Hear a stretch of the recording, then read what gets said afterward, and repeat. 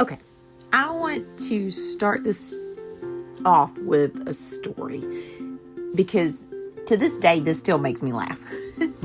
I loved to sing as a kid. I still love to sing.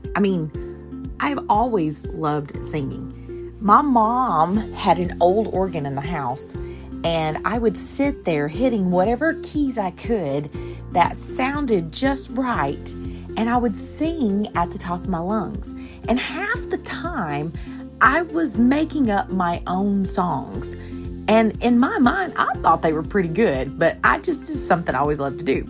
But my parents, they believed in using us kids in the kingdom wherever we wanted.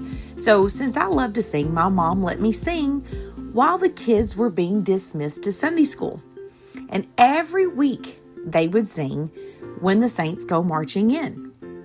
And all the kids loved it because they would go marching into Sunday school. And I was so excited that I got to be the one that was going to be up there singing this song. However, at home, we also had a Smurfs record. So, the little blue guys, the ones that sing, fa la la la la la, those people. And on that record, they had their own version of "When the Smurfs Go Marching In." And they kind of jazzed it up a little bit. So one Sunday morning, I'm up there singing like usual. Everything's going fine. And right at the end of "When the Saints Go Marching In," I thought I would do what the Smurfs do. And I started going, ba-da, ba-da, boo-how, ba-ba, ba-da. And before I could even finish it, my mom reaches over and just gives me a quick smack. Apparently, we were not jazzing up that song in church. But here's the thing. I didn't even realize what I was doing. I was just repeating something I had heard, something I had picked up, something that had been around me. And see, that's what I want to talk about today. So welcome to Makin Macon, Encouragement in Chaos. I'm Susan Rayner, pastor's wife, homeschooling mom, and your friend in the middle of the mess. The first thing I want to do before we get too far along is to say Happy Mother's Day, because at the recording of this episode, Mother's Day is coming up this weekend.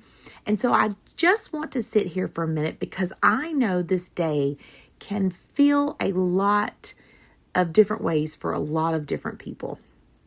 If you're a mom and you're listening to this, I just want you to know you are seen. And I also want to gently say this. If you're still waiting to become a mom, or you've walked through the loss of a child, I see you too. Because I've been in both places, the waiting and the loss.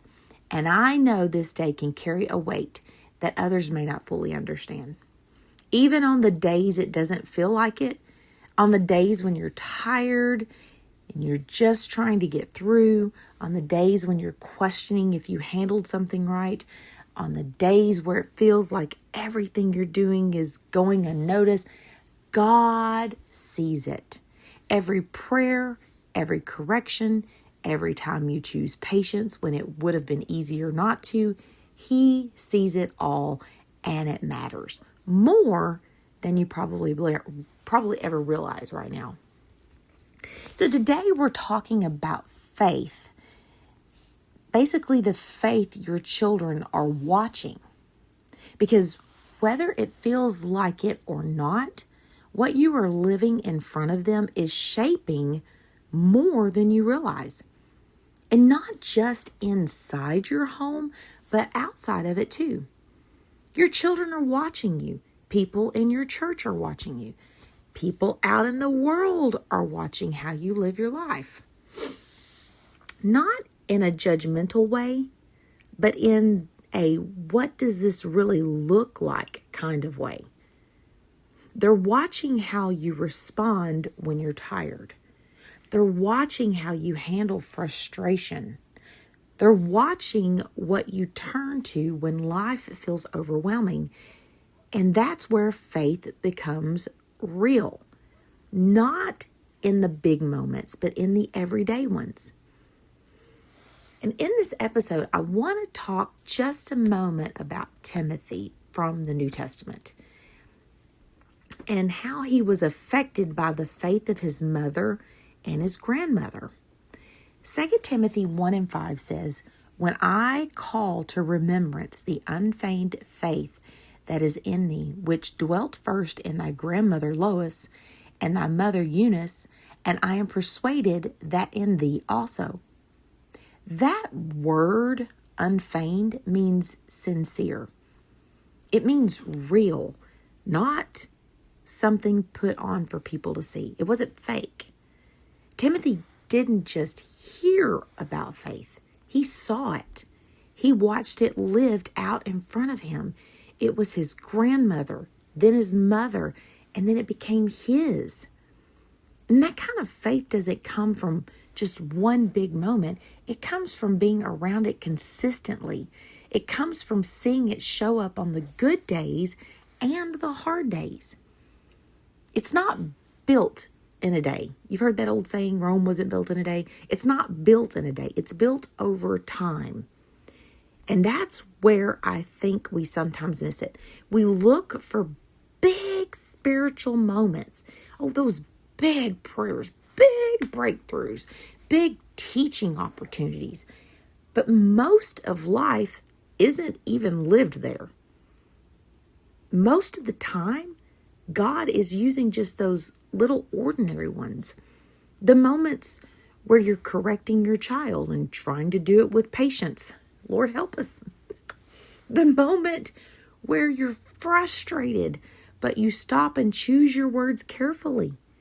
The moments where you realize you didn't quite handle something just right, and you go back and you make it right.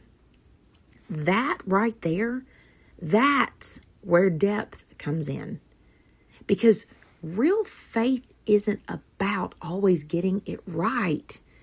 It's about what you do when you don't. It's about whether your children see you humble yourself, whether they see you pray, whether they see you go back to the Lord when you've missed it.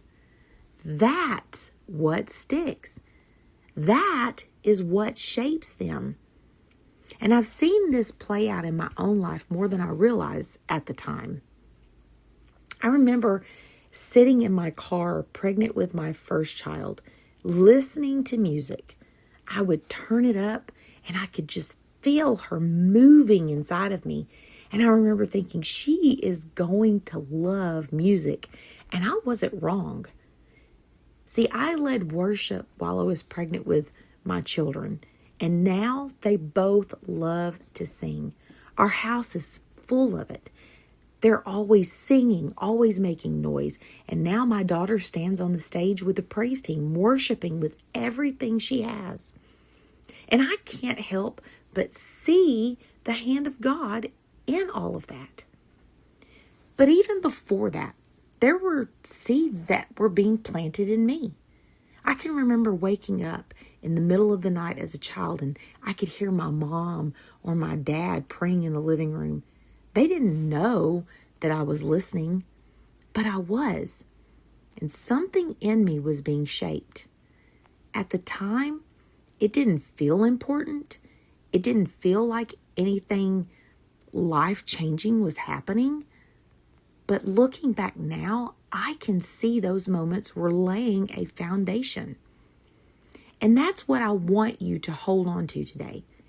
The moments that feel the smallest are often the ones doing the deepest work. Even when it doesn't feel spiritual, even when it feels repetitive, even when it feels like no one is paying attention, something is being formed. So, if you've been wondering if what you're doing matters, it does.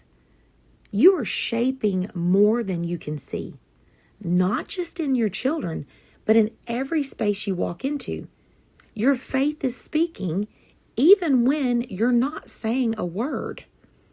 And in God's timing, what has been planted will grow. Next time, I want to talk about the part we don't always say out loud. The moments where it doesn't feel like it's working at all. The moments where you feel like you're failing. Because if we're all honest, we have all been there. And I don't want you carrying that alone. So if this encouraged you today, I'd love for you to share it with another mom or someone else who may need it. And before we close, I just want to say it one more time. Happy Mother's Day. Whether you're in the thick of raising little ones, whether your kids are grown and out of the house, or maybe this day just feels a little tender for you for other reasons, I want you to know this. Your life still carries influence. The love you've given, the prayers you've prayed, the seeds you've planted, they matter more than you know, and God sees every bit of it. You are not forgotten. You are more special than you probably even give yourself credit for. So if you want a little encouragement like this throughout your week, real life, right in the middle of the mess, I would love for you to come and join us over on the blog at makinmacon.com. And if you want it sent straight to your inbox, the Stay Rooted email is where I share these quiet, weekly reminders to pause, breathe, and stay grounded in Him. You can find all of the links in the show notes below. And as always, I want you to remember that I am always praying for you, even if I don't know who you are. God bless.